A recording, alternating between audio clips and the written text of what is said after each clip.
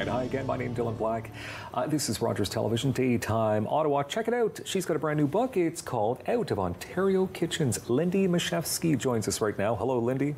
Hi, Dylan. Thanks for having me in. Good to have you here. Let's, okay, can I actually read off of like what you do as well? Because this is impressive. You're an author, a food writer, food blogger, food columnist with the Kingston Whig Standard.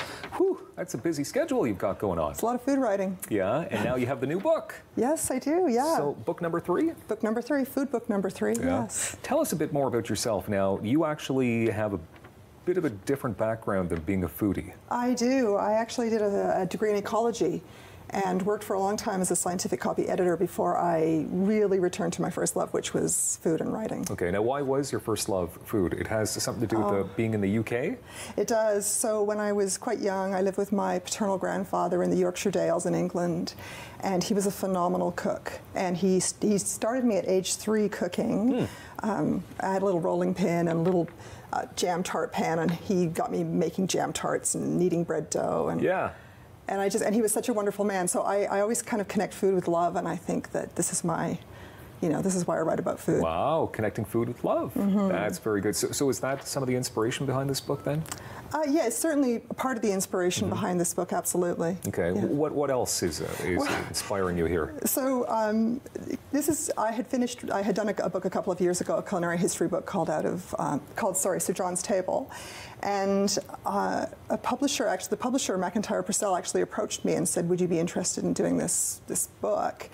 And at the time, it was a Friday last year, and at the time I said, that sounds great, but your timeline's tight and I'm doing something else, so maybe not. And the publisher said to me, so do you have a lot of publishers calling you then, offering you books? And I said, yes. Backtrack, no.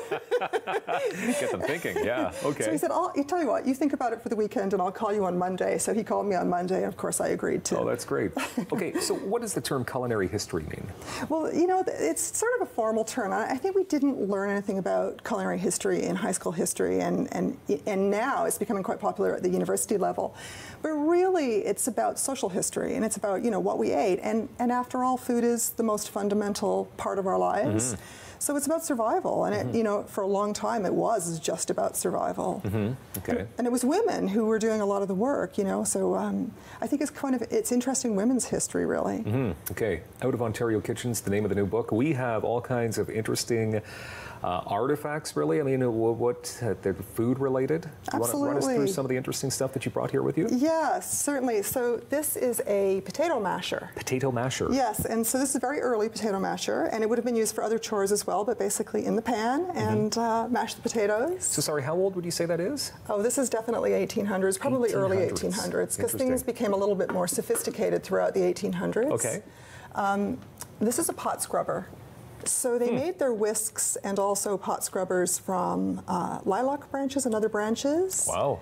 And now, this is all pretty much from the same era. From the same era, yeah. Yes. Okay. And then a little bit later, probably late 1800s, that's a tabletop butter churn. So you just yes, that's it. I don't want to break this. Had some cream in there. Yeah. And then you stamped your butter with, and every house or most homes had their own stamp. You'd stamp your own butter? Stamp the butter. Why would you stamp your own butter? What would be, so people would be like, that's my butter. No, it's mine. Check out the stamp. I think it was, the Victorians loved ornate.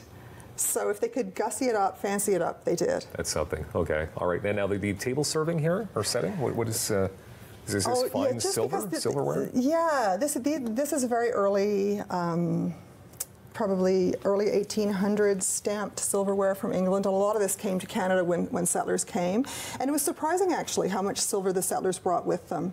This is a sniffer, a candle wick snuffer. So they would have used that for their lamps, their oil lamps, and their candles. Okay. Some Victorian salt pots across here on a very formal Victorian table, like at a dinner party, which were late and went on forever and were, multiple courses.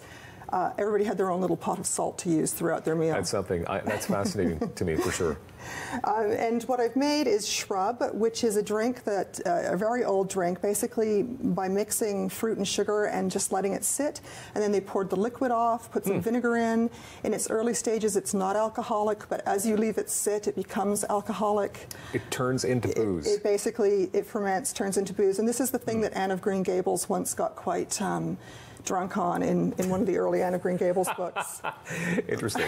Okay, I do want to ask you, though, I know you have a lot of other stuff, but I don't want to run out of time because I want to know what exactly is in this book. If people were to purchase this book, what are they looking at? Well, they're looking at, so I'm writing about food basically as far back as we go in Upper Canada to just post-World War II, so the evolution of food.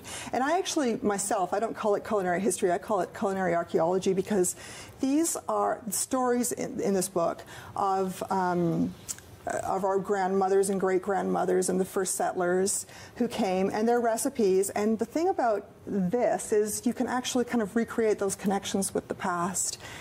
And a lot of them learn from the indigenous peoples, because when they came here, you know, they hadn't used venison. They didn't. There's so many things they didn't have and didn't know. There wasn't even wheat growing when the first settlers came. So they really had a lot to learn. They learned about corn or maize from the indigenous people, and they learned their survival skills. And they traded.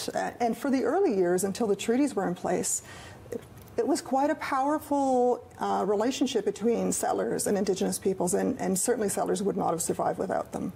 Okay. One quick last artifact that I just noticed over there. There's some old writing, some old paper. This is what we call a Manuscript Cookbook. So a lot of most women, and most women that could write and were literate, had such a book, and they kept their notes in it. And they kept their recipes in it, and they were often in this beautiful copperplate script. This is early 1800s, so quite rare. Okay. The new book, obviously out right now. Where's the best place to find it? At your local bookstore, Chapters, Amazon, everywhere good books are sold. Wherever good books are sold. Exactly. And this is a good book, and I just love the way it's put together. It's beautifully put together, and thank you very much for all this. Thank you. And all the wonderful artifacts that you brought with you. Out of Ontario Kitchens, Lindy Mechefske. There you go. More daytime coming up right here on Rogers Television. Don't go anywhere.